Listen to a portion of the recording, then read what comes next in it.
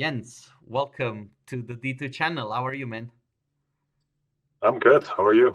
Yeah, not too bad, not too bad. Very busy right now with the preparations for this year D2 conference. Are you gonna join us this year? I'm I'm so debating. So the thing is, like, I just got engaged with my fiance now, and we're Oh, like, well, congratulations. thank you. And we're planning the wedding in September. And I, if I know my fiance, like, leaving for 3 days, she'll like a month before the wedding because I think it's in August, right? It's at the end of August, yes. Yeah, it's gonna be a challenge, I think. You know, this is the number one reason why people cannot attend the D2. The funny thing was, like last year, I wanted to join, but I had a friend's wedding in Romania, so I couldn't come as well. Have you ever Um, been yourself at the D2? yes, I'm like 2 years ago. I'm even in the after movie with you. I don't Okay, know if you remember. man, I meet so many people. But the thing Yeah. is that when I see you, I'm like, I know this guy. Wait, where do I know him from?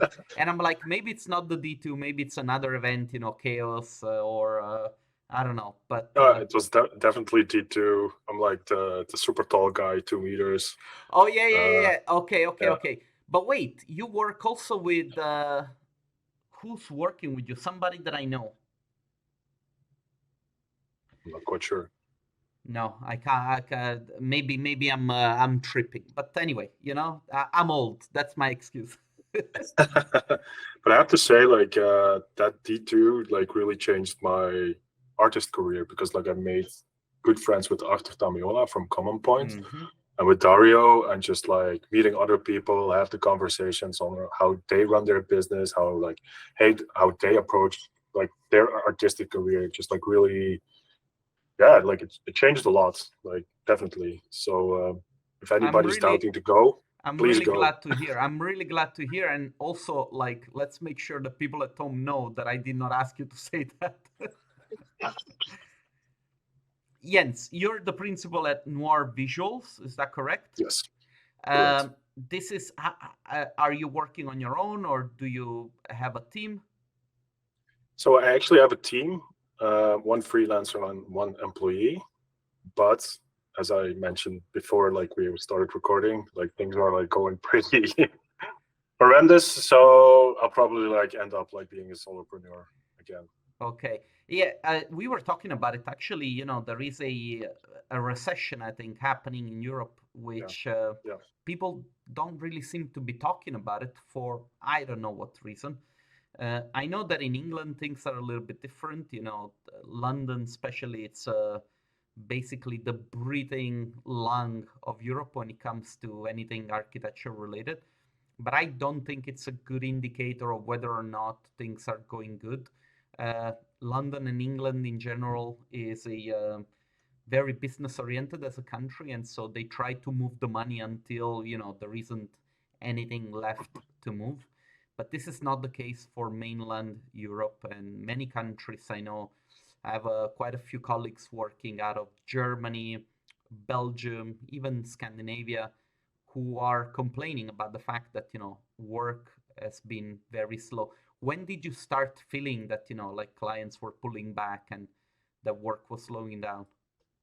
I think half a year ago, because like we would get like offer requests like quite often, but now it's just like tumbleweed season, and well, this is also like one of the big reasons that I try to position myself on LinkedIn, just to put my face out there, because like I saw a huge opportunity there. Like I know like a couple of guys are like creating content on LinkedIn, but not that much.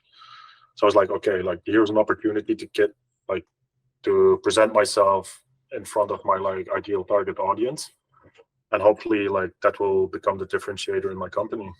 Is it already doing something for you, the activities that you're doing on LinkedIn? Dude, it's insane. Like one anecdote that I always tell to people if they ask me if it works. So like I've been hosting workshops towards architects, like to teach them, you know, the craft about like ArcViz, like I teach them about composition and whatnot. And I went to a live architecture firm, and like like at a certain point in the presentation, like I showed them an image of mine. They were like, holy shit, did you create this image? Like 2 days ago, the CEO of the company like posted towards everyone in the company with my LinkedIn content. And like the guy never liked my post. But these are like the invisible things that seem to happen with like creating content. And they became a client of mine like down the road. So that was pretty awesome. And also like, so I've been doing also like a bunch of outreach, which is like very tedious work. But since I've been creating content, like people actually come to me. Mm-hmm. So I've had it happen like that. I did an outreach for like 2 or 3 times to like the same person. And then I posted a piece of content and they were like, hey, let's talk. Like it's crazy how like things turn around. So like I do realize it's a long-term game because like people in the beginning, like they don't know you. But after some time, like they see your content, like you establish some professionalism, like if I can say thought leader. So yeah, it's a long game, but I do feel like it will pay off in the midterm. I'm really glad to hear, and also like you see things like having setbacks. Sometimes they push you to really have to pull out your claws and say, okay, now I'm gonna do something a little bit different, and I'm gonna try, to find a way to make it work. And as I was telling you before, like. Um, I appreciate when people do that because nowadays to have an opinion, to have ideas of your own, it's actually very difficult. You know, we get conditioned every time by content that other people put out, and so to really have some values that you live by and that you try to defend your business by, it takes courage, right? And so it's like. I bet that your first post you were like, "Oh, what the hell am I doing?" It was utter nonsense. Like the way I explained this, it's like this whole LinkedIn thing is like a fuck around and find out kind of thing. Like at a certain point, I also realized because I was like also writing a ton with ChatGPT because like by nature I'm a very lazy person. But then I just like figured out it's like, okay, this isn't me, right? So like I started delving into copywriting and all that stuff and like really tried to put out my voice into the things that I'm saying. And that's like actually really the point where things started to change more. Oh, okay. This is very interesting. And tell me a little bit. Let's take a couple of step backs.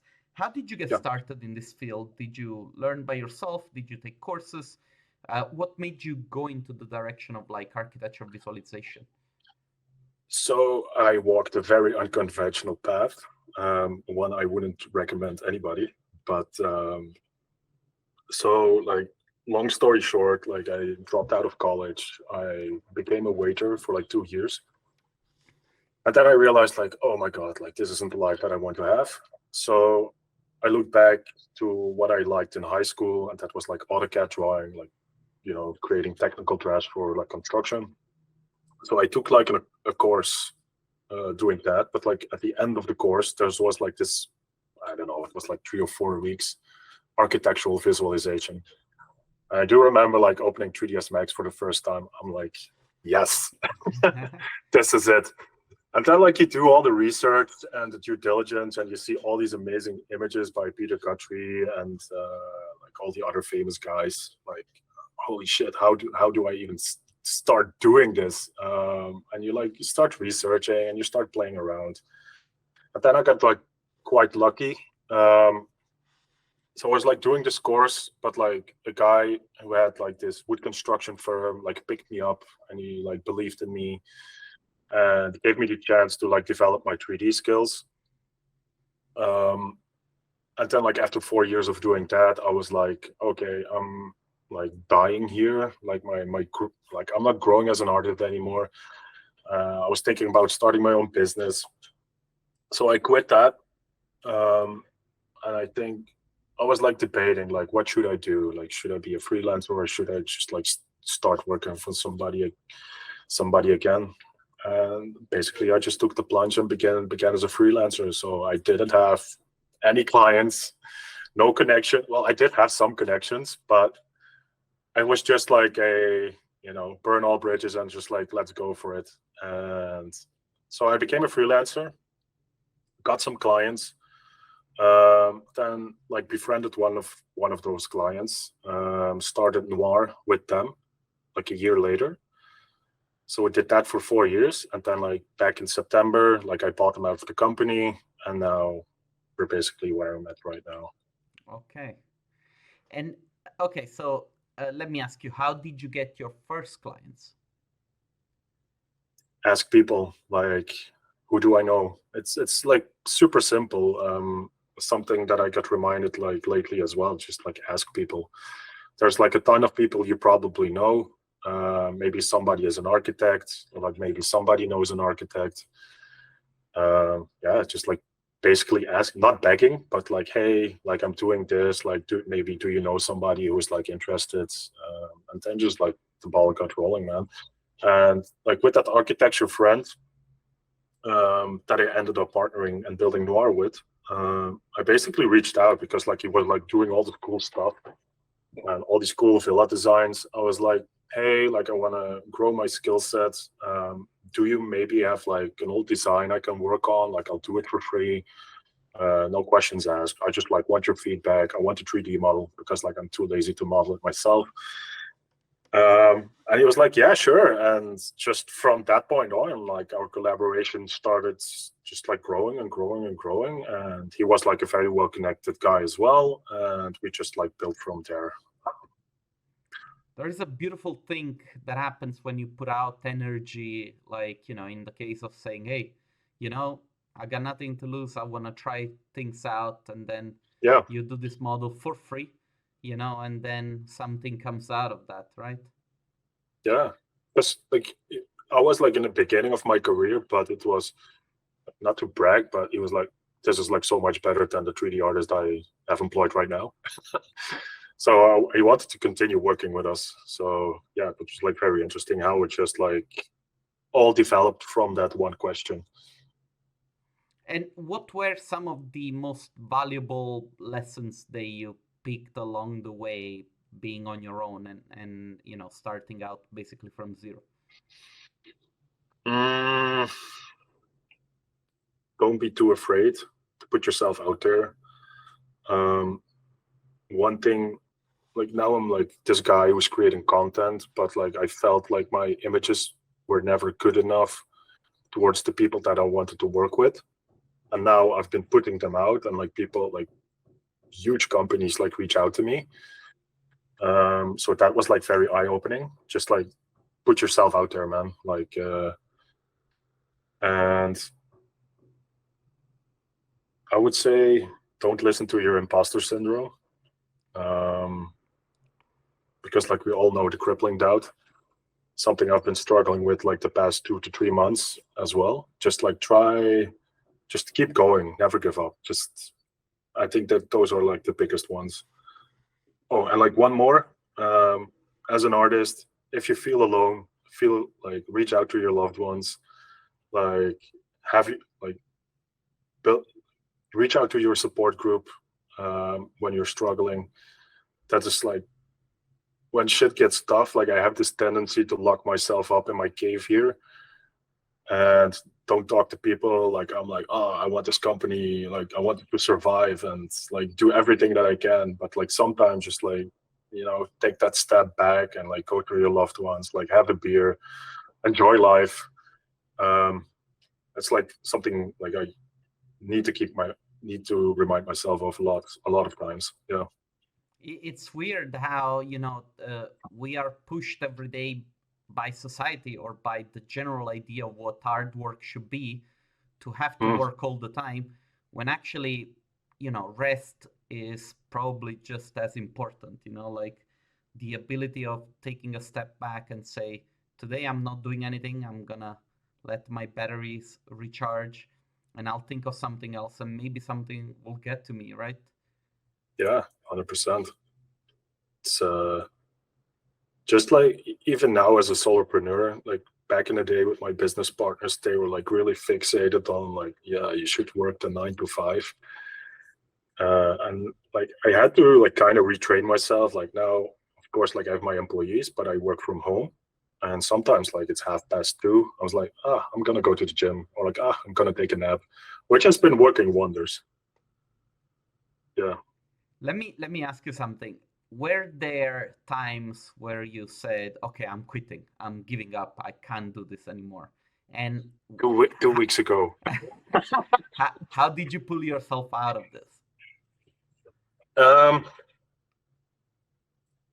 like, there's no way back, man. Like, I enjoy being my own man too much, and also just like the unyielding support of my fiance, just like kicking my butt and telling me not to be such a pussy.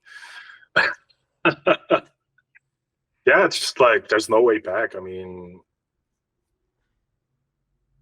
the world is your oyster, they say, and you just like got to make it happen, whatever whatever way possible. Yeah, I know, and I think that sometimes the same uh, things that give us desperation, they're also like the motivators. Like thinking that you don't have a job or that you don't have a uh, something that can help you in case you fail. It makes you think, okay, I have to work extra hard to make this work. And it's a little bit, this existential conundrum, right? We just talked Yeah, about the importance of taking a rest and not work too hard. But then, when things get hard, then you gotta work harder, right? And it's like, okay, so which one is it? yeah.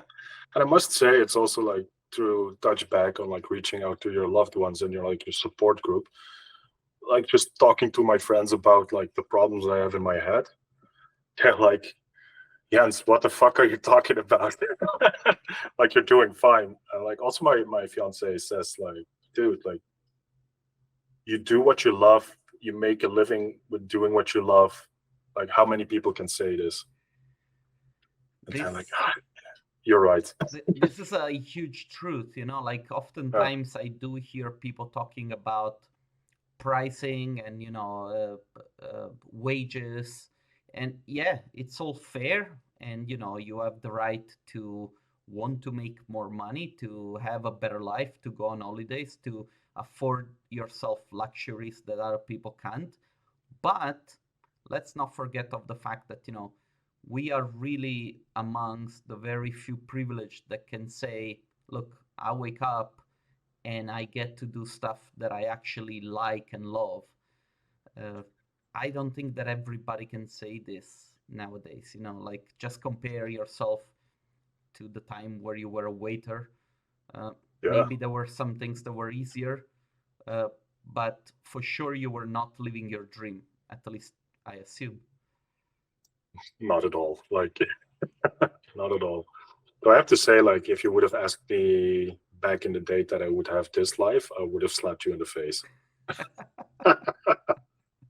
Okay, got it. Yeah. Let me ask you a little bit about uh, the digital design scene in Belgium. Do you Mhm. find it interesting, stimulating? Can you compare it, for instance, to the one in I don't know, maybe Germany or England? What are some of the things that you like? What are some of the things that you wish were better? Um, are we talking like purely from an architecture perspective or like, Uh, I uh, want to know, first of all, like you give me a definition because, to me, when I talk about digital design, I tend not to think of archivists because hmm, you've seen it at the D2, To me, archivist is a limiting word for the work that we yeah, do. And I do think that, a lot of people miss an opportunity when they define themselves as archivist artists because there are so many adjacent things that can be done with the knowledge that we have. But, this is not my interview, it's your interview. So I would like I would like to know what your opinion is about, the country that you live in. so in Belgium, like the feeling that I have, it's like a very scattered community. Um, just to give you some perspective, I got invited to like this event, like it's called CGI Fridays in Antwerp. Like in my head, so I was like super biased about it. It's like, oh, there are like no good 3D artists living in Belgium. Like I've never seen them. They're like this mystery. And so I went there and like I saw that people speak and they showed their work, I was like, holy shit, this is just like world level professionalism. I met, like, for example, Bram there. He works at Axios Studios. Like, he was like creative director for a Netflix show and whatnot. You see these beautiful things, but like it's so sad to see like that the community is scattered. And like I have it happen on Instagram as well, that people reach out to me. It's like, oh shit, there's like this guy who takes like 3D seriously in Belgium, and like he's making content and he's like putting himself out there. And I feel like that's like a super missing factor here in the country, I must say. I think that smaller countries do suffer a little bit um, from that, how do you want to call it, like that regional sort of like Yeah. mental attitude where like everybody is trying to protect their own interests. They don't want to share too much because they're afraid that you might take their clients. They're afraid that you might steal their secrets. It was very much the same situation with me living in Austria back in the days. And when we were doing the D2, the funny thing is that we have a lot of like huge talent in Austria, of people that can make beautiful work.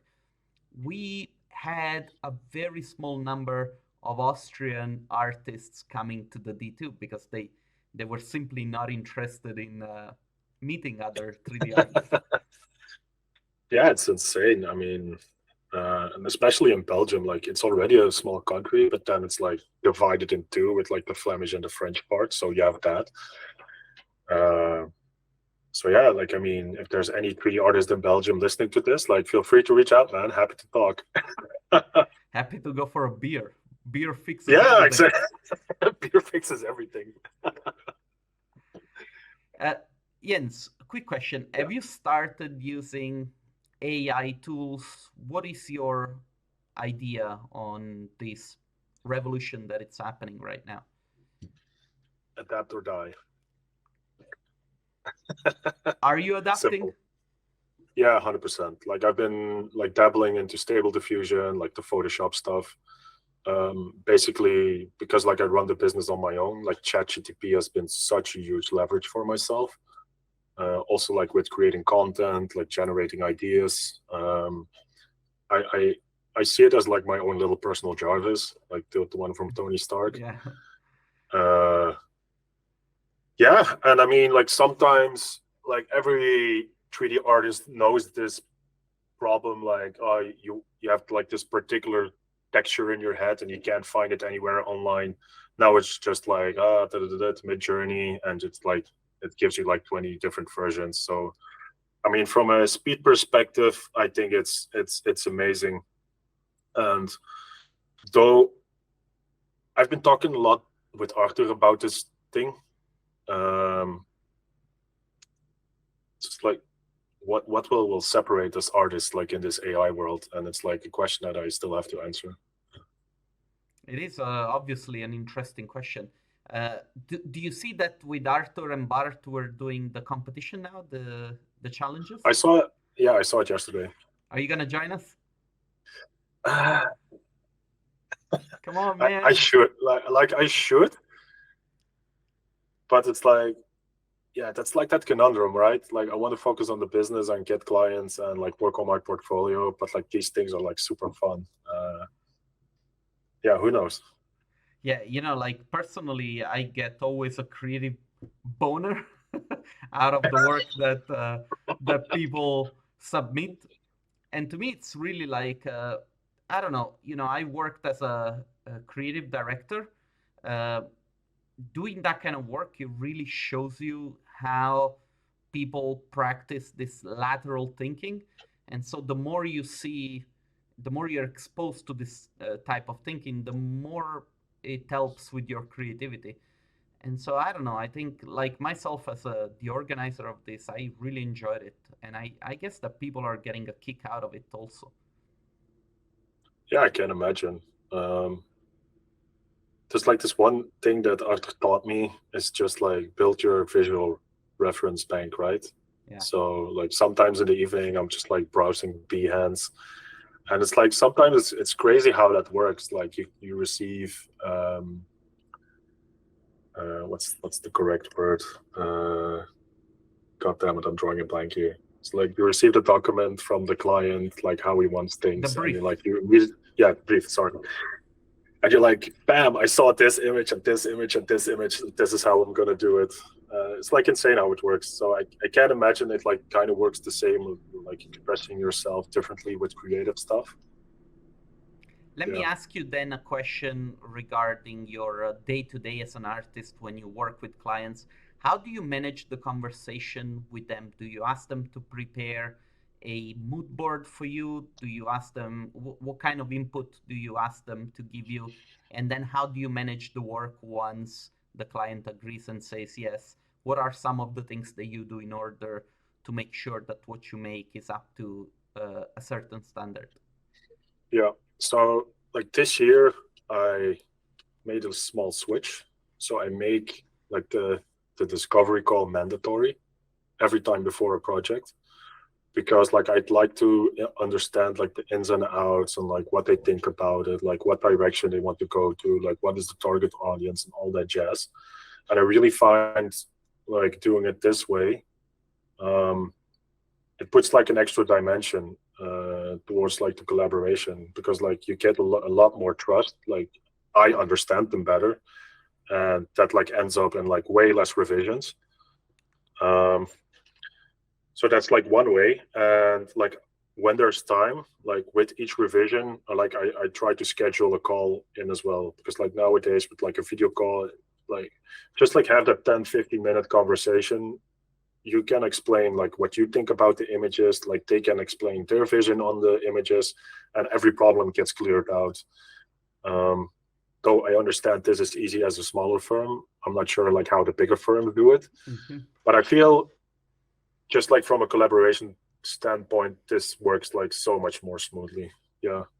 And like this is also like a way for me to position myself not as just like this guy who makes pretty images, but more of like a partnership, like more of a consultant in like their journey into like creating the end product that they want.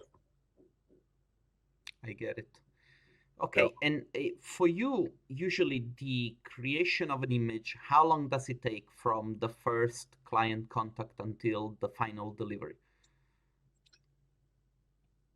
It depends. um like last year I worked like on this project. Those was like a luxury wallpaper client that took like 3 months. It was like 15 images from like initial concept to like the finished ones. But I've had competition projects that like had to be done in a week. So it just like really depends on the client, to be honest. So I've been researching a lot on how to speed up my process. Also like talking to a lot of people, like, hey, how do you like handle this? This is also like a great reason to go to D2. Like you can ask these things. Um, because like you always think like you know everything, but then you realize you don't know shit. So yeah, just like also like always like trying to adjust my workflow. Um, like since last year, I'm going more of a matte painting based workflow. Just like do all the sketches first, like get the best ideas out there, and then like just work from there. But yeah, man, like it totally depends on the clients and what they want and need. I try not to like something I always say to a client is like when we're like having a sales conversation is like I know a lot of companies try to put you in a box, and I try to build the box like around you. And yeah, Ah, that's at beautiful. least that's my approach. That's really interesting way of putting it. Uh, Yeah, I know it's like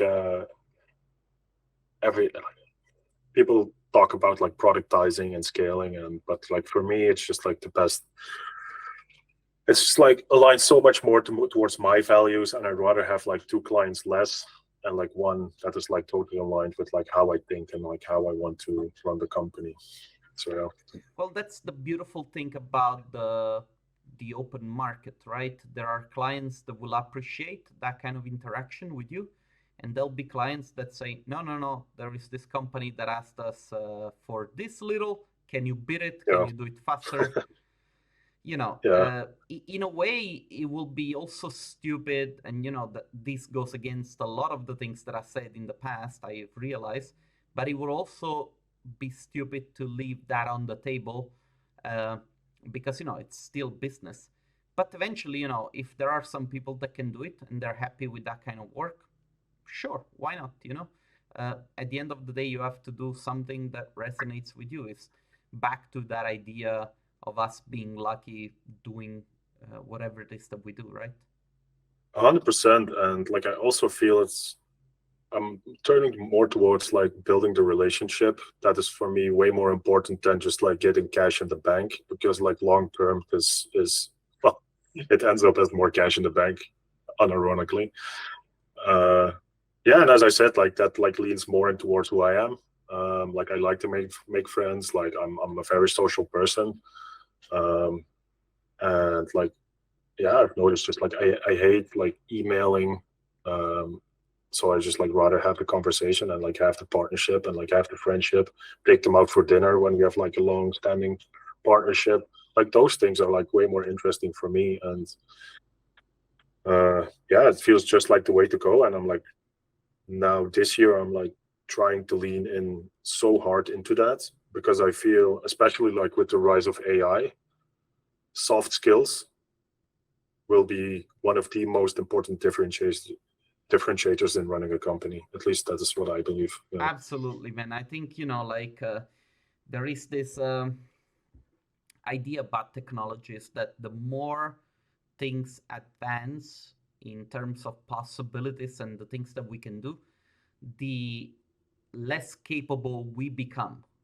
And this is something that it's just a result of having a lot of things optimized for ourselves. And one of those things that we're losing is interpersonal abilities. People, Yeah. like if you think about the whole COVID time, right, when we were at home and we were not going out, uh, yeah, okay, we optimized the way that we were working, but a lot of people very quickly lost the ability and the willingness to go out and meet others and do things with others. It was a very awkward time in our existence, if you think about it. It was fucked up, man. Like Yeah, I know. Hopefully, we're clever enough to say, hey, maybe we're not going to let that happen again, or maybe not. yeah, who knows? I don't hope so. Like yeah, but yeah, like just like building connections, man. Because what I've learned, like I almost immediately went for the sale in the beginning, but now I've learned just like build those relationships, build those connections. Of course, this is like a very, very long-term strategy, but it's so important. It is. And I do remember having conversations with some friends of mine during the time of COVID where they said, uh, the only reason why we keep getting work, because like during those times there was a little bit of fear and people did not want to spend money. The only reason why we keep getting work is because we have a relationship with Yeah. clients that trust us, and they're not afraid to give us a shot and say, hey, keep doing the work and maybe we'll sell something. So I have like an interesting anecdote about that as well. So we have like a big client that kind of left us, um, our biggest client actually. So they went to another company here in Belgium. I'm not going to name names. They got stuck on a retainer for 2 years because it was cheaper in these market conditions. Mm-hmm. And in January, I went to them just like give a relationship present and like have a conversation like, hey, how do you see the future and like our collaboration, that kind of stuff. And they were like, yeah, we're kind of stuck on this retainer, but like we desperately want to get back to you. So probably like somewhere around like mid this year, 2025, they were like, yeah, we're just gonna send all the work back to you. And that's all come from just like going there, like bring a bottle of gin, like, Yeah. hey, how are you doing? That's it. Never underestimate the power of alcohol. Exactly. Beer solves everything. But actually, that's I would say when it comes at least to the D2 conference, this is really the thing that made us the best conference in the world. Is the fact that people just get hammered. Dude, it's that Thursday, right? That Thurs- first Thursday, evening. Thursday's the warm up. It's the warm up.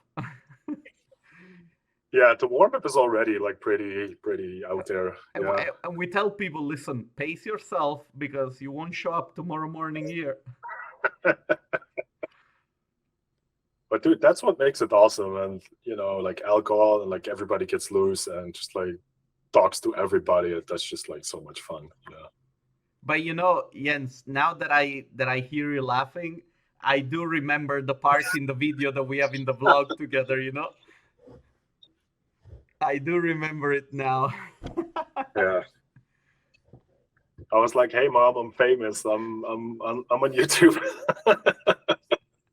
Well, the funny thing is that now you're basically making yourself famous with all the stuff that you're doing on LinkedIn, and I actually, I respect that. I respect that because as a content creator, I know what it takes to put yourself out there. You're doing it for yourself, and you're telling me that this is working and it's helping you. So, props to you, man. Thank you. It's lovely to hear from you, man. Like, yeah, like you viewed my profile. I actually reached out to you, like, hey, what's going on? So I was like very happy, surprised, like to get the invitation, especially like from like this powerhouse and ArcFizz like you. So I was like more than happy to have a conversation. Yeah. I just, I love what I do. I just try to make my little part in our little ecosystem. So, if you weren't doing the stuff for yourself, probably this would have never happened. So really, if you think about it, this is all you. That's true. That's true. And I mean, it's hard work, but like it can be like I'm very interested to see like what other opportunities, who knows what. Like to give you an example, like I've been like doing these research calls with like architects right now, and it was like the CEO of a big firm, and like a question that I always asked them at the end of the conversation was, if I can solve a problem for you in the next 30 days, what could it be? And he was like telling me, he was like trying to organize this event on futuristic AI. Mm-hmm. I was like, oh, that's interesting. Like I've talked to a bunch of people, maybe I can reach out. So I did, and like, sent them all the email addresses and whatnot. And this is also like my way of like, just like networking and like see what happens. And everybody that I reached out to was like super enthusiastic. So what the guy does with it, I don't know. But these are like the kind of fun things that you see happening. It's very interesting to see. And that's a beautiful question, I think, like even if you're just talking about any project, like, hey, what are you trying to solve with this? Yeah. And I think that, like this question came up a few years back because, like I was talking about this idea of solving problems with images. And people were like, yeah, but we make images, we don't solve problems. And I'm like, well, really, if you think about it, it's how you frame it, right? Because somebody that comes to you because they need images, the problem that they have is that they don't have images. And so, like the problem can be a very basic one. I think it's up to you to find out if there are even more problems that need to be solved with the work that you do. Yeah, and the interesting part about these conversations that I have right now is like you figure out these problems, you build content around it, and people are like, "Holy shit, he's talking to me." So that's like the game plan here, which I find quite interesting to see what will happen around that. True. It's very true. Jens, plans for the future. Plans for the future. Holy shit! Getting married. Getting married. So like the game plan right now is just like I'm so sick of like sitting at home. Hopefully like get enough clients in the near future and like have my own office again. That's just like the big plan. Apart from that, just like step by step and just like try to solve the problems that I have right now. But yeah, and like a fun trip to Indonesia. So there's that. Okay. How come Indonesia? Again, sorry. How come Indonesia?